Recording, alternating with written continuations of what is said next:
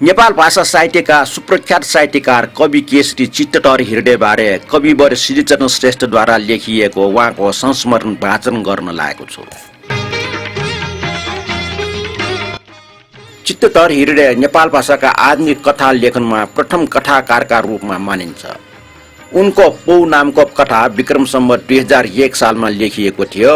नेपाल भाषा साहित्यको योगदानलाई कदर गर्दै तत्कालीन राजा महेन्द्रबाट उनलाई विक्रम सम्वत 2013 सालमा कवि केशरी पौर्वीको साथै आजीवन भत्ता प्रदान गरेको थियो। विक्रम सम्वत 1963 साल जेठ 5 गते जन्मेका उनी 2039 साल जेठ 26 गते निधन भएको थियो। निधन पश्चात उनको रु 1 को हुलाक टिकट प्रकाशित गरिएको थियो। उनले आफ्नो आमाको निधनमा रचना गरेको मा नामको कविताको अन्तमा मातृविहीन बालक लेखिएको कारण त्यस बेलाको राणा सरकारले अनर्थ अर्थ लगाई उनलाई विक्रम सम्वत 1997 सालमा 6 वर्षको कारावास सजाय दिएको थियो। चित्तटर हृदयले धेरै व्यक्तिहरूलाई नेपाल भाषामा साहित्य सृजनाको लागि प्रेरित गरिएका थिए। यसै क्रममा जेलमा सँगै रहेका सिद्धिचरण श्रेष्ठलाई कविता लेख्ने प्रेरणा दिनुको साथै नेपाल भाषामा पनि लेख्ने प्रेरित गरिएको बेहोरा प्रस्तुत लेखमा उल्लेख गरिएको छ। प्रस्तुत लेख सिद्धिचरण श्रेष्ठद्वारा लेखिएको नेपाल भाषाको चित्तटर दाइ लेखको अनुवाद हो। यसका अनुवादक रवि चरण श्रेष्ठ हुन्। प्रस्तुत लेख स्वरूप भक्तद्वारा सम्पादित सिद्धिचरणका जेल संस्मरण पुस्तकबाट साभार गरिएको छ।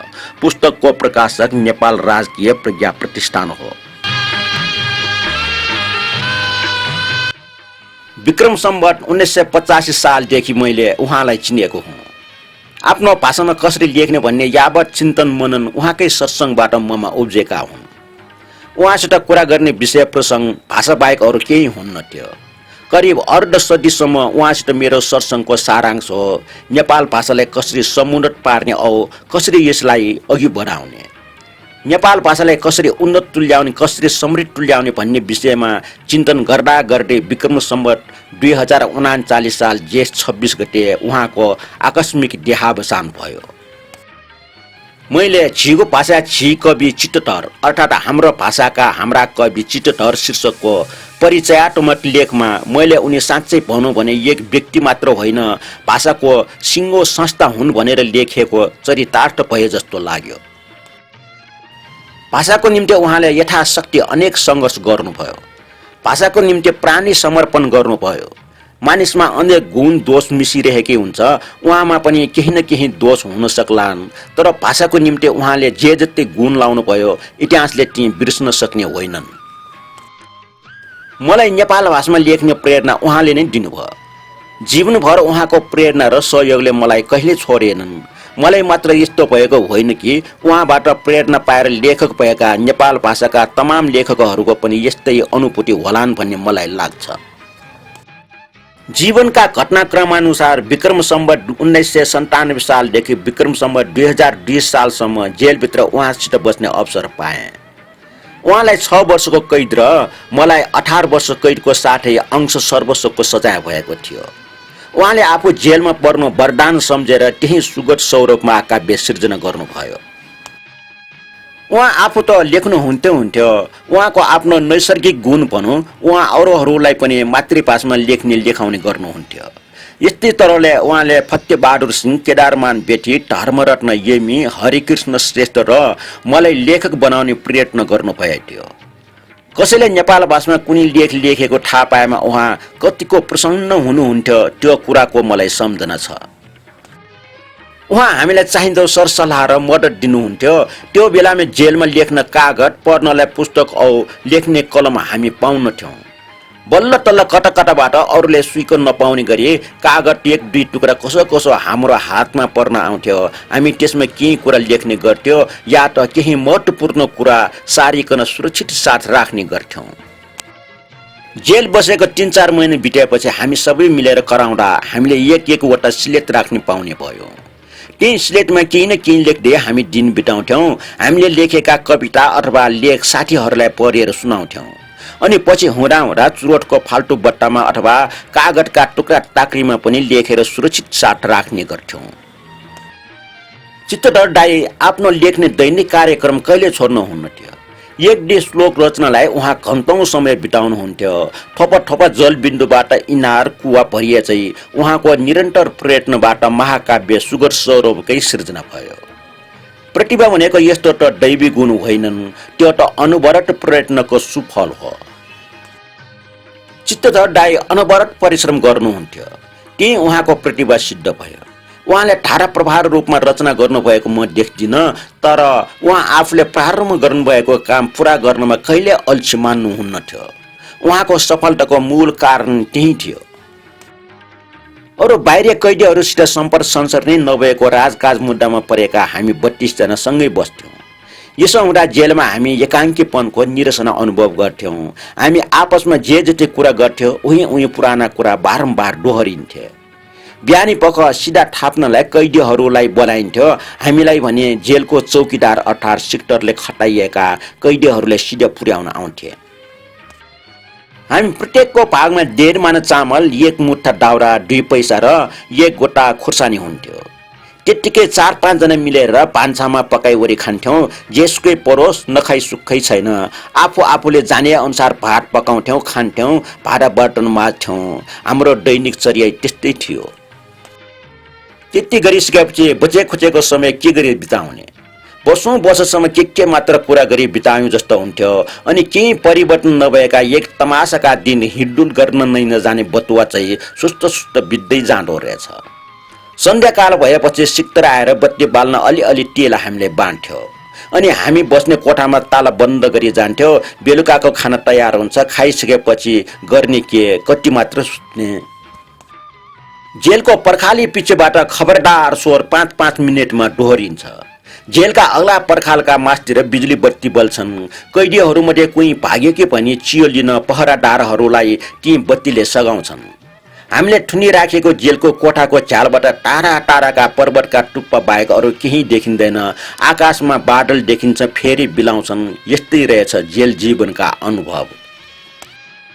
कहिलेकाहीँ हामी मसानतिर मुर्दा लगिएको मलामी बाजा बजेको आवाज सुनि थम्याउँथ्यौँ। आज पनि एक व्यक्ति परम ठाम भयो। हाम्रो मन चिन्तित हुन्थ्यो। यस्तै गरी हामी सबै मध्ये एक गरी कुनै न कुनै दिन मर्नुपर्ने, मर्नी परेपछि केही भलो काम गरी मर्नुपर्छ, नत्र भने को आए को गए कसले हिसाब गर्छ। जेलबाट छुटकारा पाए बाहिर जान पाए असल काम गर्न पाउने हो कि होइन? चिन्ता साथै यस्तो लामो सुस्केर हाल्थ्यो। कहिले मेरा मनमा कुरा उठे, बाहिर होस् भित्र होस् हामी सब कैदी त हौ नि। हाम्रो आत्मा अथवा प्राण अथवा मन जेसुकै भनौँ, यो 3.5 हात कवरको शरीरभित्रको कैदी होइन के? यसलाई उन्मुक्त पार्नु नै हाम्रो पुरुषार्थ हो, बोधि ज्ञान हो। हामी बन्दिरहेको जेलको पर्खाल बाहिरपट्टि एउटा ठुलो रुख छ। त्यो रुख र त्यसका शाखा प्रशाखा एवं पातसित चिर परिचित भए चाहिँ हामीले लाग्थ्यो। त्यहाँबाट काग कराएको सुनिन्छ। हामी बसेको कोठामा कहिलेकाहीँ 1-2 भङ्गेर चिरबिर गरी कराउँदै चारो पाइन्छ कि भन्ने पस्थे। विशेष गरी हामी दाल चामल केलाइरहेको समयमा तिनीहरू मानव हामीलाई पनि 1-2 दाना दिनुहोस् न भन्दै पसे जस्तो हामीलाई लाग्थ्यो। कहिलेकाहीँ जेलको चौकीदार हाम्रो कोठामा आउँथे, बाहिर यताउताको समाचार सुनाउँथे। यस्तै तरहले चौकीदारले हामीका पुर्याइदिने बाहिरको समाचार हाम्रो निम्ति कति महत्त्वपूर्ण हुन्थे। जेलमा दिने दैनिक सिधा हामीलाई उस्तो पर्याप्त नहुने हुँदा हाम्रो आफ्नो घरबाट खानेकुरा पठाइन्थे। त्यसरी पठाइने खानेकुरा जेलको मूल ढोकासम्म लिन जाने हामीलाई इजाजत थिएन। जेलको सिक्टरले नै ती वस्तु हामी कहाँ पुर्याइदिन्थे। हामीले भेट्न नपाउने हाम्रो घरका जहान परिवार फलाना ठिस्काना आएको खबर हाम्रो कानमा जसोतसो पुग्थ्यो। बिहानी हुन्छ, दिन हुन्छ, सन्ध्याकाल हुन्छ, रात पर्छ। यस्तै क्रमले दिन गुजारा गर्न बाध्य भएका हामी एक दिन बिताउन त त्यस्तो मुस्किल हुन्छ भने 365 दिवसका गाँठी भएका वर्ष दिन कसरी बिताउने? तर बाध्यतावश हामी त्यस्ता दिन सामान्य हिसाबले बिताउन अभ्यस्त हुँदै गयौँ। जेलभित्र हामी सबै मित्र, सबै आफन्त। हाम्रो यहाँ कोही बिरामी भयो भने चित्तधर दाइले चाहिँदो सेवा सुश्रूषा गरिदिनुहुन्थ्यो। तर पोलाहा पनि आशंका गरिएका पण्डित मुरलीधर र रामजीसित उहाँ कहिले बोल्नुहुन्न थियो। उनीहरूले उहाँसित बोले भने पनि उहाँले उनीहरूले व्यवस्था गर्नुभएको 1-2 घटना म सम्झन्छु। हो, चित्तधर दाई आफ्नो जिद्दीमा अड्डी लिने व्यक्ति हुनुहुन्थ्यो। जेलको ढोकाबाट कहिलेकाहीँ कैदीका नामले बोलाइने गरिन्थे। कोही कैदीलाई उसका नातेदार अथवा इष्टमित्र आएर भेट्न खोज्दा त्यसरी बोलाइन्थे। राजकाज मुद्दामा परेका हामीहरूलाई त्यो देख्दा मुटु नै फुट्ला जस्तो भएर आउँथ्यो। कहिलेकाहीँ जेलको डाक्टर आएर हाम्रो परीक्षण गर्थे। त्यस्तै बिरामी भएकालाई जेलभित्रको अस्पतालमा उपचार गर्न पठाइन्थ्यो। जेलका हाम्रा साथीहरू जीवराज शर्मा, बलबहादुर पाण्डेहरूलाई औषधि उपचार गर्न लगिएको म सम्झन्छु। जेल जीवन जति भयावह र कष्टकारी हुन्छ त्यहाँ पाइने मनको विशुद्धतालाई पनि त्यत्तिकै महान उपलब्धि भन्न सुहाउँछ। मनलाई विकृत पारिने धेरै जसो संसर्ग नै हो। संसर्गविहीन भइयो भने एकाग्रतामा वृद्धि हुन्छ। त्यसैले नै हामीमध्ये कतिजनाले जेलभित्रै बसेर पनि साहित्यिक कृति छोडेर जान सकेका हुन्। यस्तै कारण चित्तधर दाइले पनि जेललाई कष्ट भोग्ने ठाउँको बदलामा साहित्यिक कृति सृजना गर्ने पवित्र स्थान सिद्ध गरी देखाइदिनु भयो।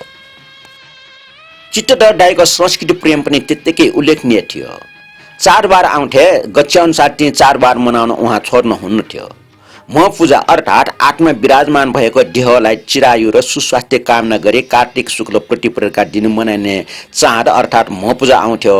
सबै साथीहरूलाई लहरी बसाले मिठाई खुवाई उहाँले म पूजा गरेको सम्झना ताजै छ। दशैंको बेलामा मालश्री लिएको भजन गीत गाउन, तिहार भाइटिकाको दिन जेलमा बसे आफ्ना प्यारा बहिनीहरूलाई यथाश्रद्धा उपहार भाकल गर्न पनि उहाँ छोड्नुहुन्न थियो। एक साल फतेबहादुर दाइ जेलबाट बाहिर वीर अस्पताल भर्ना भई औषधि उपचार गरी स्वास्थ्य लाभ गरी फर्कँदा चित्तधर दाइलाई एक कत्तो सन्देश सुनाउनु भयो, योगवीर सिंहको निधनको समाचार। त्यो समाचार सुनेपछि उहाँ कति दिनसम्म त निराहार बस्नु भई शोकमग्न हुनुभयो। जेलभित्रै हामीले श्रीदास अमात्यको दुःखद निधनमा शोक सभा गर्यौं।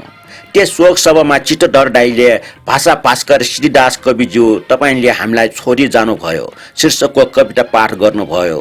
मैले स्वर्गीय कवि श्रीदास कविता सुनाएँ। भाषाको कुरामा उहाँ कत्तर पनि हुनुहुन्थ्यो।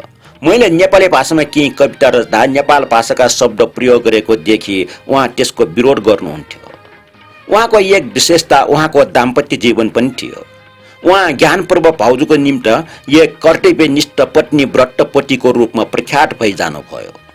जेल जीवन व्यतीत गरिरहेकी बेलामा उहाँले आफ्नी श्रीमती ज्ञानपूर्वलाई सम्झिँदै एक कविता सङ्ग्रह नै तयार गरी प्रकाशित गर्नुभयो। ज्ञानपूर्वबाट उहाँको कोही सन्तान भएनन्, तर त्यसो भन्दैमा उहाँले पत्नी व्रत धर्म पालन गर्नमा कति पनि त्रुटि गर्नु भएन। नेपाल सम्मत 1080 तदनुसार विक्रम सम्मत 2017 सालमा ज्ञानपूर्वको निधन भयो। उहाँले आफ्नो दिवंगत पत्नीको संस्मरण गर्दै तिनको फोटो समक्ष आरती अर्थात् बत्ती चढाउने गर्नुहुन्थ्यो। उहाँको जीवनीबाट मैले पाएको शिक्षा यिनै हुन्, अनवरत परिश्रम गर्दै गएमा सफलताले आएर हामीलाई अंगीकार गर्नेछ। आफ्नो जीवनको उद्देश्य परिपूर्ति गर्नलाई हामी कर्तव्य पथमा अटुट रूपले अघि बढ्नुपर्छ। सफलता असफलताको के कुरा, कर्तव्यप्रति हुने आस्था नै जीवनको महान उपादेयता हो। हामी महत्त्वाकांक्षी हुनुभन्दा आफ्नो समक्ष उपस्थित भएको कर्तव्यमा सानो होस् ठुलो होस् संलग्न नै भइरहनुपर्छ। आफूले गरिरहेको कामलाई अरूले प्रशंसा गर्नै पर्छ भन्ने छैन। आफूले गर्दै रहेको कुनै काममा यदाकरा कसैले निन्दा अपहेलना पनि गर्लान्, त्यस्तोमा चिन्तित हुनुहुन्न। विनम्रता दैवी गुण हो, तर सधैँ यस गुणको भरोसा गर्नु पनि आफ्नो कमजोरी हुन जान्छ। चाहिने ठाउँमा विनम्र भएर मात्र हुन्न, कहिले कहीँ कठोर पनि हुनुपर्ने स्थिति परि आउँछन्।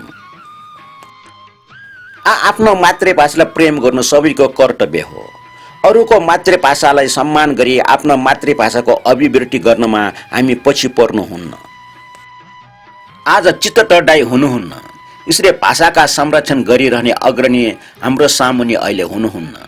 उहाँको अवशेष भनौँ वा उहाँले नै आफ्नो घरखेत समर्पण गर्दै हुर्काउनु भएको नेपाल भाषा परिषद नै उहाँको अमर स्मारक भइरहनेछ।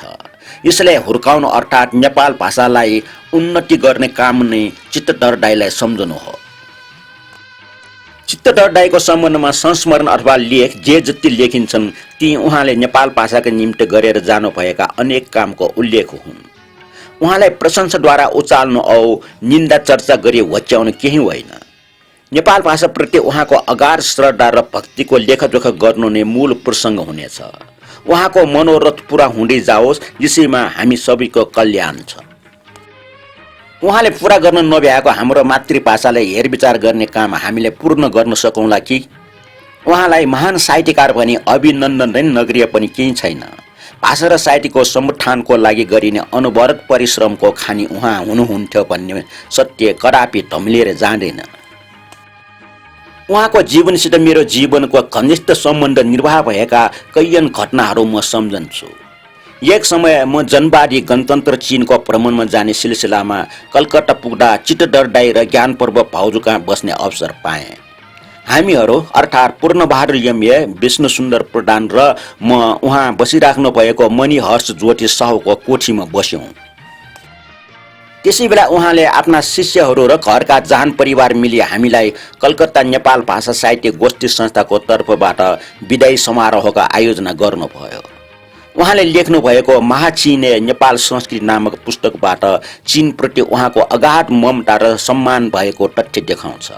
उहाँ चीन मैत्री सङ्घ र नेपाल चीन सांस्कृतिक सङ्घको कार्यकारिणी सदस्य हुनुहुन्थ्यो। नेपाल जुटपौ द्वैमासिक पत्रिकामा प्रकाशित झिगो भाषा झिकवि चित्तडर शीर्षकको लेखमा मैले सुगत सौरो बारेमा विवेचना गर्ने प्रयत्न गरेँ थिएँ। सो लेख अपूर्ण प्राय छ। निधन हुनु केही दिन अघिसम्म पनि चित्तडरदाईले मलाई सो लेख पूर्ण गरिदिनुहोस् भनी अनुरोध गर्दै हुनुहुन्थ्यो। मेरा प्राय जसो लेखहरू अपूर्ण रहिरहेछै उक्त लेख पनि अपूर्णको अपूर्णै रह्यो। त्यस्तै मैले लेखेको लुबुमी खण्ड काव्यमा केही अंश उहाँले सारी राख्नु भएको रहेछ। त्यस खण्ड काव्यलाई पनि पूर्ण गर्नुहोस् भनी मलाई बराबर ताकेता गर्नुहुन्थ्यो। जीवनमा उहाँले मलाई आफ्नो काम पूर्ण गर्नुहोस् भन्ने भाव व्यक्त गरिरहनु भएको कविताको उत्तर र प्रत्युत्तर स्वरूप रचेका कविता यी हुन्। भाव प्रसाद शीर्षकको मुन्तिर हृदय भने लेखिराखेछ। कविता यसरी छ। दैनिक कार्यालय शान्त हाटमा माधुरी रसपूर्ण रक्सीको प्यालामा कल्पनाको मृत्यु परि थमाइदिनौ। देव ए ओज गुण जसबाट रगतका कण कणमा भरिदिन्छन् नाना रस। एक श्लोकले अनेक अर्थ सङ्केत गरे चाहिँ नाना रसको स्वाद भोग्न पाउँछन्। जब जब कलकल फिँच उठे तिनमा कलकल ध्वनि उठ्छन् निरन्तर। त्यसमा विश्वा अनि अलङ्कारद्वारा सजेर आई रसज्ञहरूका मन मोहित पार्छिन् हाई। भाव राज्यको राजकुमारी भावधारा प्रवाहित गर भाव प्रसाद छ र। अर्को कविता उत्तर। यसको मुनि सिद्धिचरण श्रेष्ठ लेखिराखेछ। कविता यसरी सुरु हुन्छ। तिमीलाई कालले खोसी लानुभन्दा अगावै धुरुधुरु रुन छोडी केही त लेख्ने गर सकी। यस शून्य जगतमा केही चिन्ह त छोडी मेरै हित चिताई तिमीले भन्थ्यौ हे बन्धु। थरिए म त असाध्य अभागी के गरौँ। मेरो मनको बह मैलाई पोच्छ पटपटी। यसले अरूलाई पोल्ने होला कति कति। तर्नै नसकिने भीषण यो दुःख नदीमा। तातो आँसु खन्याउनुहुन्छ नै भन्ने काँडाले घोचेको पीडाले इन्तु न चिन्तु भएकाहरू सामु मेरा पनि कष्ट पीडाका काँडा थुपारौँ। रोपी जान्छु म यहाँ मेरा मनका सन्तप्त व्यथा। सिञ्चन गर्दै मेरा तातो आँसुद्वारा। त्यसमा कुन कुन फुल फुट्लान् कुनी विषम नबनुन् है। सीमित साधन र शक्ति दिएछ तर आकाङ्क्षा पनि असीमित। दैवले मेरो यो हृदयमा दरिद्रलाई हात्ती बक्सिस दिएर के काम। खुवाई मेरा विकल मनोरथ दाना। कति पालौँ म मेरा आकाङ्क्षा। पालन गर्न खोज्ने नपुंसक लोग्नेको प्रतिव्रता। कुन स्त्री चोखी भई रहन सकिन् यहाँ। यिनी हुन् साँच्चै कारणवश भएको मै आफ्नो शत्रुतुल्य भयङ्कर। हावामा यता र उता हल्लिएको त्यान्द्रो झै म के होला कसो होला भन्न सक्दिनँ म। प्रत्युत्तर। रसपान गराऊ कविताको रसास्वादन गराऊ मात्र तिमी। प्रभाव त्यसको जेसकै होस्। सागर रूपी सैया होस् कि वा हिमालयकी गजुरो भइरहोस्। तातो भाव जसले तिमीलाई पोले पनि। मनको सन्ताप अग्नि केही ता निभाउँछ त्यसले। दुःख नदीमा डुबेका चातकहरूका तिम्रा आँसुद्वारा मिटाउँछन् प्यासता। नाना थरी क्लेश काँडाले बिजेका हाम्रा लागि तिम्रा सरस वचन बाणले पीडा जम्मै निर्मल पारिदिन्छ।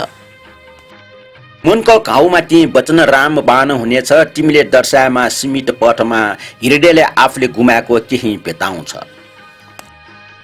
चित्तडरदाई तपाईँ जगतमा हुनुहुन्न अब। काठमाडौँको रक्तकाली स्थित टुङ्सी नामक इनार भएको घरमा विक्रम सम्वत 1963 सालमा तपाईँको जन्म भएको थियो।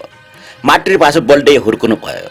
विक्रम सम्वत 1969 सालमा पूर्व सगरमाथा अञ्चलमा मेरो जन्म भयो। नेपाल भाषाको केही संसर्ग नपाइकन नेपाली भाषा मात्र बोल्दै म हुर्केँ। विक्रम सम्वत 1975 सालमा काठमाडौँ आएँ। यहाँका मित्रजनका र आफ्ना नातेदारका सङ्गत गुणले म नेपाल भाषा बोल्न जान्ने भएँ। यही क्रममा तपाईँको र मेरो परस्पर चिनाजानी विक्रम सम्वत 1985 सालमा भयो। उमेरको हिसाबले तपाईँ मभन्दा 6 वर्षले जेठो हुनुहुन्छ। नेपाल भाषामा लेख्ने प्रेरणा दिँदै तपाईँले मलाई आफ्नो एक मित्र तुल्याउनु भयो। यो भाषामा समस्यापूर्ति रचना रच्ने बानी ममा विकसित गराउनु भयो। यही क्रमले पूर्णबहादुर मानव, ठाकुरलाल मानन्द र आदि मित्रहरू म कहाँ आउने र म तपाईँहरू कहाँ जाने बस्ने हुँदै गयो। त्यस बखत म दरबार स्कुलको एक विद्यार्थी थिएँ। त्यो बेला दरबार स्कुलको पछाडि औषधिको पसल थियो। त्यहाँ कविवर सिद्धिदास काम गरिरहनुहुन्थ्यो। कविता रच्न सिक्नलाई हामी उहाँ कहाँ जाने गर्थ्यौँ। त्यही ठाउँमा पश्चिमतिर केही पर असलमा तपाईँको साइकल र पुस्तकको पसल थियो। त्यस साइकल पसलमा पनि हामी बरोबर आउने बस्ने गर्थ्यौँ। त्यसै टाका कलकत्ताबाट बुद्ध धर्म वा नेपाल भाषा भन्ने पत्रिका प्रकाशित हुँदै रह्यो। त्यसमा प्रकाशित भएका योगवीर सिंह र वैकुण्ठ प्रसादको कविता हामी प्रेमपूर्वक पढ्थ्यौँ, कण्ठस्थ गर्थ्यौँ। हामीले पनि यस्तै कविता लेख्न पाए आहा कस्तो होला भन्ने भाव मनमा उठ्थे। योगवीर सिंहको रचना देखेर मैले एक कविता रचेथेँ। त्यो कविता अब मसँग छैन। ए पन्छी फेरि एकपल्ट गाउट शीर्षकमा लोकले पक्री वसन्त चिल्का छन्दमा 7-8 जति श्लोक रचेका थिए। त्यस कविताको भाव यस्तो थियो। हे कवि योगवीर सिंह, तिमीले गाएको गीत कति मधुर हो, कति आह्लादकारी। यस्तै गीत गाउँदै हाम्रो बाटिका रमणीय तुलाइरहे। मैले यही भावको कविता रचिकन योगवीर सिंह कहाँ पुर्याइदिनु भनेर तपाईँलाई दिइ पठाएँ। त्यसको उत्तर स्वरूप उहाँले पनि 7-8 श्लोक रची तपाईँ मार्फत पठाउनु भयो। त्यो कविता अब म सम्झन सक्दिनँ। त्यसको भाव यस्तो थियो। ए हरियो हाँगा, तिमीले यसरी नै आश्रय दिइरहेमा मलाई कविता रचना प्रेरित गरिरहला। समय समयमा आई म गाइरहन्छु।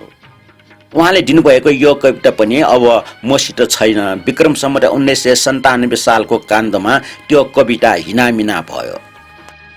अनि यस्तै क्रमले तपाईँसित कहिले स्वयम्भूको डाँडामा, कहिले चोबारमा त कहिले कहाँ घुमफिर गर्ने गरेका कैयन दिनचर्या मेरो स्मृति पथमा ताजै छन्। विक्रम सम्वत 1990 सालको महाभूकम्पको 1 वर्षपछिदेखि महावीर स्कुल नामक एक स्कुल स्थापना भयो।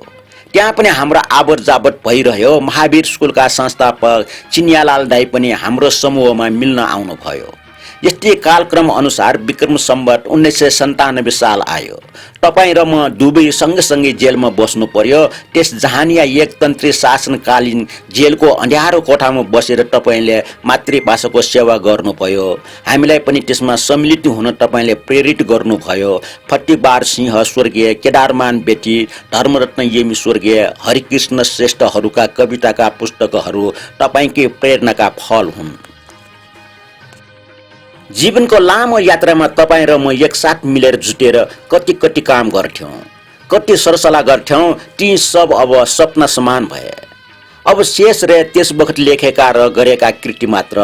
अब तपाईँ यस संसारमा हुनुहुन्न। मैले तपाईँले भेट्न पाउने छैन। मैले तपाईँका निम्ति हाम्रो मित्रताको लागि केही न केही गर्न सक्छु, तर खै तपाईँलाई सम्झनु सिवाय अरू के गर्न सकिएला। तपाईँ आफ्नै कृतिद्वारा नेपाल भाषा भाषीहरूका हृदयमा अमर हुनुहुन्छ। चिरकालसम्म अमर रहिरहनुहोला। संसारमा जन्मनु भनेको खान लाउनको लागि मात्र होइन, कुनै न कुनै महान उच्च लक्ष्यतिर अग्रसर हुनुको लागि हामी जन्मेका हौँ। तपाईँले खान लाउनु मात्र ट्याउन नगरी भाषा सेवाको लागि जीवन समर्पित गरी जानुभयो। यस्तै म पनि कुनै न कुनै दिन मर्नेछु। आफूले भने आफ्नो मातृभाषाको निम्ति त्यति गतिलो गहकिलो कृति छोडिजान नभ्याएको हुँदा मलाई समय चक्रले पेल्दै लानेछ। मलाई थाहा छ समय चक्रले तपाईँलाई पेल्न सक्ने छैन। तपाईँले आफ्नो संलग्नता र इमान्दारीद्वारा आफ्नो बाटो बनाइ जानुभयो। केही समयको लागि भए पनि तपाईँको मित्र भएर जीवन बिताउनु पाएकोमा म मेरो सन्तुष्टि ठान्छु।